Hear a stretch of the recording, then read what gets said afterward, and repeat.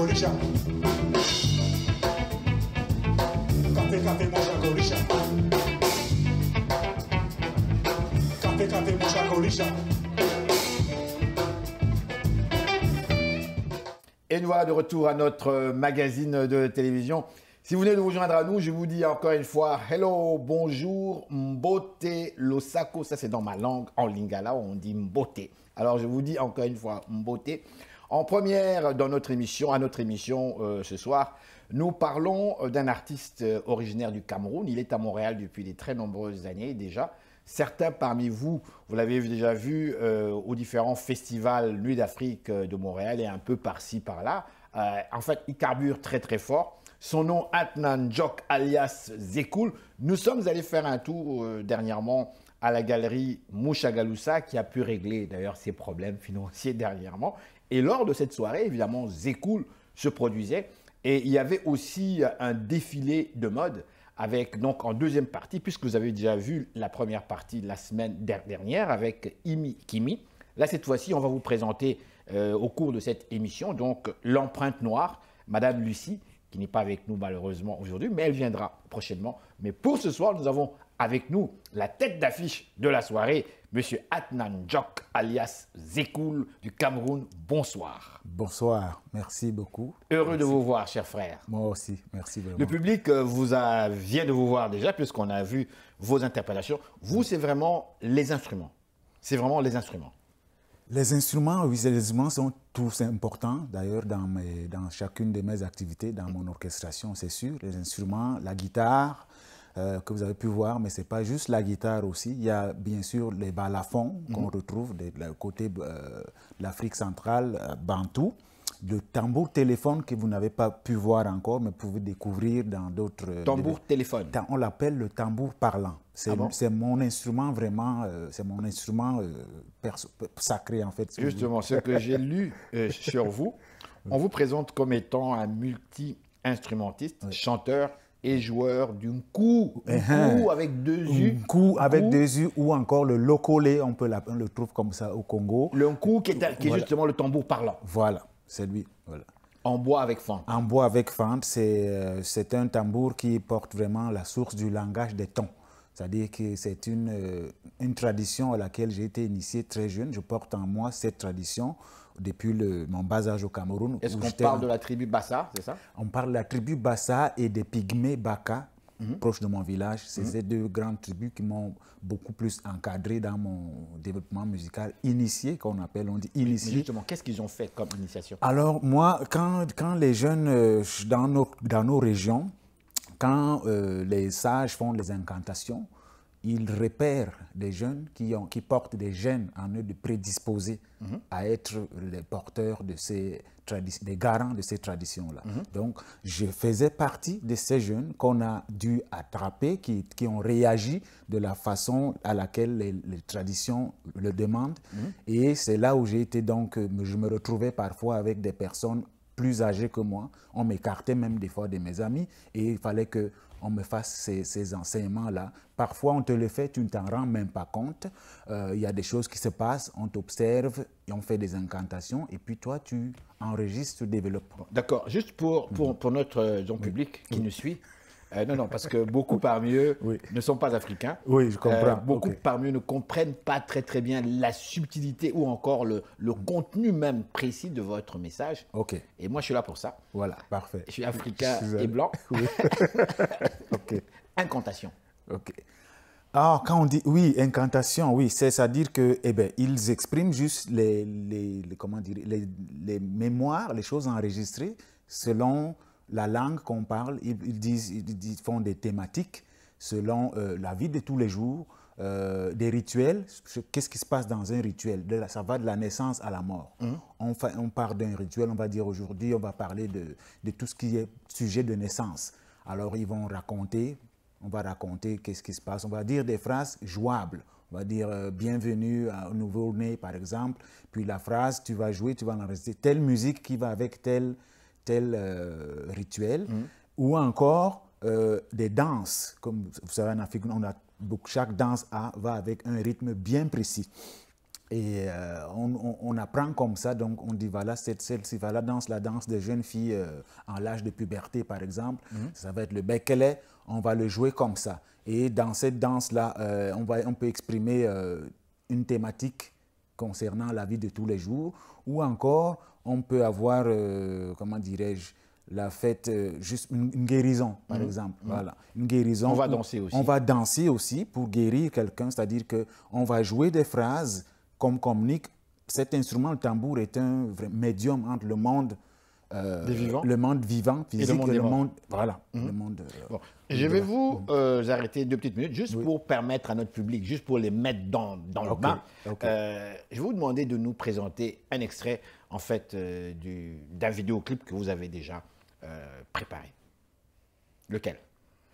Un extrait d'un vidéoclip que j'ai déjà préparé sur, vous pourrez voir, donnez-nous simplement le titre. Le titre. Bon, écoutez, les plus récents que j'ai, ça parle d'une pièce d'un autre sujet. Un sujet, je parle dans mes textes, je parle soit de paix, soit d'amour, soit tout simplement d'un rappel aux dignités, au respect de l'humanité. D'accord. Alors, ce vidéo que je vais vous présenter, qui est le plus récent quand même, ça serait dans Ma Charmante. Ma Charmante. Oui, Zekoul, Ma Charmante. Donc, voilà. On y va donc avec Ma Charmante. Voilà. Ça n'arrive pas souvent à moi de faire une chanson pour quelqu'un. Ça me fait plus fort que moi pour traduire l'émotion. À moi de faire une chanson. Alors, je reviens à vous, Atna Njok, alias Zekoul. Vous êtes à Montréal quand même depuis de très nombreuses années. Oui. Vous êtes parmi les anciens. Je suis parmi les, on va dire, les anciens, oui, il y a plus anciens que moi encore. On parle de quelle année là? Ah, on parle début des années 90. Hein? Déjà? Oui, déjà. Et vous avez évolué ici? Et j'ai évolué ici, beaucoup. Est-ce que ça fonctionne? Il y a des moments bas, il y a des moments hauts. C'est comme, mais j'estime que je m'estime chanceux quand même de pouvoir être encore en action, oui, faire des activités musicales. Il faut être organisé, certes, il faut être structuré. Il n'y a rien de facile pour, voilà, il faut toujours continuer. Et dans mes activités, je n'ai pas que, je fais des spectacles, l'art de la scène, mais j'ai ouvert aussi une petite école qui s'appelle Bolbo Art, où je promouvois le patrimoine musical bantou en général. Et je donne des cours là, il y a des cours de guitare africaine, des cours de percussion africaine, bantou. Voilà, beaucoup plus axé sur ça. Et c'est axé justement sur cette source du langage des tons. C'est-à-dire qu'on va vraiment, on montre le rythme, mais pas que juste pour taper du rythme.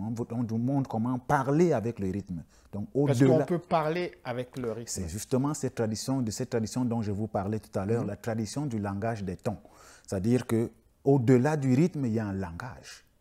Et c'est ça que cette ingéniosité africaine que nos ancêtres nous ont léguée, que moi je porte comme tradition, c'est ce que j'ai toujours utilisé dans mes compositions musicales. Est-ce que ce n'est pas quelque part les origines de ce qu'on appelle aujourd'hui le rap?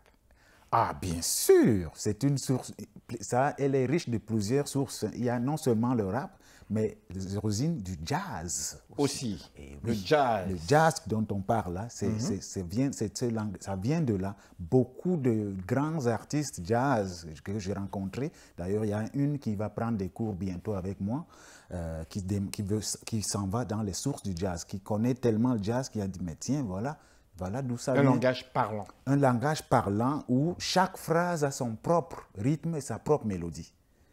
Alors, on aura sûrement l'occasion une autre occasion aussi d'avoir mon instrument pour pouvoir faire ces démonstrations. Mais je fais un symposium bientôt au mai avec Zap Mabungu justement, qui m'a invité pour faire une présentation de cela. Pour ceux qui sont intéressés, vous pouvez passer là-bas. Ce sera le 13 décembre prochain où je fais une démonstration. C'est au studio de Mme Zab sur la rue Saint-Laurent? Oui, ce sera au mai. Ce sera au mai plutôt que ça se passera. OK. Voilà. OK. Alors, monsieur Zekoul, vous avez ici un disque. Oui. Un disque ici, Ibolo. Zekoul, oui. Je le présente. Parlez-nous un petit peu du contexte, en fait, de ce dernier CD. Ce dernier CD, voilà, il s'articule vraiment autour de Ibolo. Ibolo en bassa, ça veut dire au boulot, en fait, au travail. Mais les sujets qui sont plus axés dans cet album, c'est plutôt autour, en résumé, c'est après l'effort, l'effort. Toujours l'effort. Un petit repos, bien sûr, mais après l'effort, l'effort. Alors, ça invite vraiment à ne jamais se résigner et à vraiment toujours améliorer nos conditions de vie. Voilà. Alors, qu'est-ce qu'on écoute? On écoute donc Ibolo ou bien Sexa?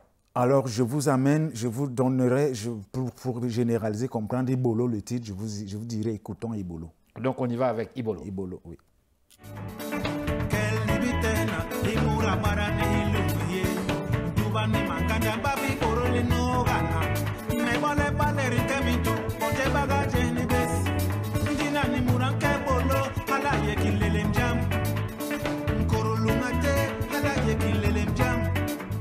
Alors, il nous reste très peu de temps. Oui. Monsieur Adnan Diok, oui. Alias Zekoul du Cameroun. Oui. Du Cameroun.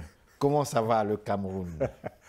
Vous êtes Camerounais, je suis, oui, là, membre de la diaspora camerounaise. Oui, bien sûr. Voilà, ma tribu Bassa, bien sûr. Le Cameroun est en général avec plusieurs langues au Cameroun. Plusieurs groupes ethniques aussi. Plusieurs groupes ethniques comme dans toute l'Afrique. Comme dans toute l'Afrique, en effet. Eh bien, le Cameroun, je dirais, le Cameroun a beaucoup à se développer encore, comme on le sait partout en Afrique, et à rester tout le temps unis aussi, à tout le temps se rappeler de la sagesse que nos ancêtres nous ont léguée. D'accord, mais je ne vais pas vous interrompre parce que le temps nous presse. Je ne veux pas vous emmener sur des questions politiques. Vous êtes un artiste. Voilà. Les artistes, on préfère éviter de leur parler des questions politiques. Mais il se passe quelque chose d'absolument incroyable au Cameroun. Il y a une guerre quelque part, début de guerre quelque part, entre les anglophones et le francophone. On le sait que le Cameroun avait été divisé en deux parties. Une partie colonisée par les Français, l'autre partie par les Britanniques. Aujourd'hui, on vit les conséquences. Et on a constaté que ce sont les francophones qui mènent. Un président francophone, avec une oligarchie francophone qui est là, et le Sud, enfin, je ne citerai pas le nom, mais la partie francophone qui est anglophone, il y a même un nom. Ils ont même créé un nom. L'Ambazonie, si je ne me trompe pas. De votre compréhension, que se passe-t-il au Cameroun? Oh, de ma petite et humble compréhension, c'est simplement que je pense qu'il y a un ras-le-bol pour certaines personnes qui veulent qu'il y ait une amélioration de leurs conditions et qui trouvent qu'il y a moyen de mieux faire, et qu'il y a des possibilités surtout, non seulement des possibilités, toutes sortes de possibilités, que ce soit humaines ou des ressources qu'on a, de pouvoir s'organiser mieux. Alors, je ne veux pas pointer, ce n'est pas le temps de se pointer du doigt que c'est la faute de tel ou de tel ou de tel, même pas justement sur le Cameroun, mondialement parlant. Mais si on revient au Cameroun, les anglophones veulent une amélioration de leurs conditions. Est-ce que les anglophones ne veulent-ils pas la séparation finalement personnellement, ça n'a jamais... Le Cameroun a toujours... Il y a un nom qui s'appelle l'Ambazonie, et ça me fait penser un peu au Québec. Il y a le Québec qui veut son indépendance. Oui, c'est venu de quelque part. Est-ce que l'Ambazonie ne veut pas son indépendance? C'est venu de quelque part. C'est une frustration simple, comme on est tous humains, ça nous crée de la rébellion, le ras-le-bol d'attendre qu'on fasse quelque chose pour eux. Ça amène les jeunes à se défendre d'une manière... Dites-moi, quand pense la diaspora ici? Vous êtes membre de la diaspora. Est-ce que pour vous, est-ce que c'est normal ce qui se passe au Cameroun actuellement? Est-ce que c'est normal les dernières élections que je n'ose d'ailleurs commenter? Non. Même les États-Unis n'ont presque pas reconnu. Honnêtement, non. Honnêtement, non. Alors, la question ici que tout le monde se pose, est-ce que nous parlons ici des prémices d'une séparation du Cameroun en deux parties, c'est-à-dire les anglophones et les francophones? J'espère que non. Mais je crois que la bêtise humaine peut nous mener parfois à la bêtise humaine, je le répète, parce qu'il ne faut pas accuser. On est pris sous différents types de problèmes. La bêtise humaine peut nous mener à ce genre de choses, alors qu'on a vraiment la chance de mieux gérer ça. En effet, il se passe un trouble grave où il faut que nos dirigeants prennent compte, et l'aide aussi. J'appelle moi la famille mondiale à vraiment mettre l'œil dessus, parce qu'il y a des cas, et des cas partout dans le monde. Il y a des cas urgents. il se passe quelque chose où le peuple, les gens sont manipulés tout simplement, que ce soit même les dirigeants, et où le peuple, les gens sont manipulés selon nos mentalités, selon nos façons de faire, pris par les jeux de pouvoir ici et là, et ça gère mal, ça gère très mal. C'est ce que je peux dire là-dessus. Alors ça, c'est ma vision. Il n'est pas supposé avoir de séparation. Ça n'existe pas.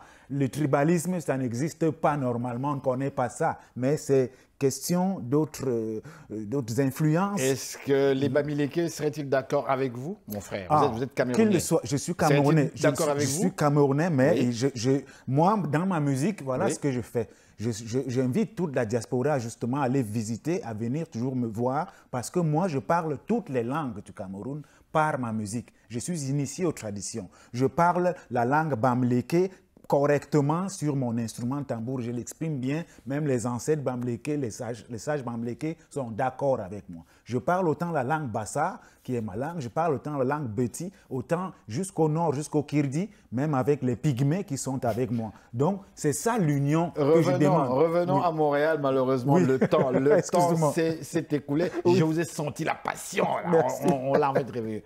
Qu'est-ce qui arrive avec vous prochainement? Là, c'est le disque qui sort. Oui, là, le projet d'avenir, parce qu'on va vite. Oui, voilà, il y a un prochain disque qui va nous être, que je vais vous offrir. Pour le mois de mai prochain qui vient, les thèmes vont vraiment s'articuler plus sur justement l'éveil de nos consciences. C'est vraiment là qui invite l'humain à se dépasser, à aller chercher vraiment les vraies sources qui sont à l'intérieur de nous, l'éveil de nos consciences. C'est là où tous les titres vont s'articuler.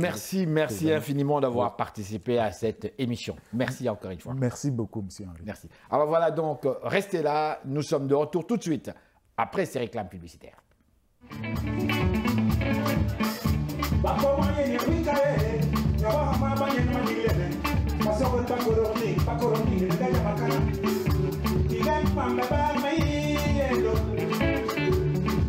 Mama,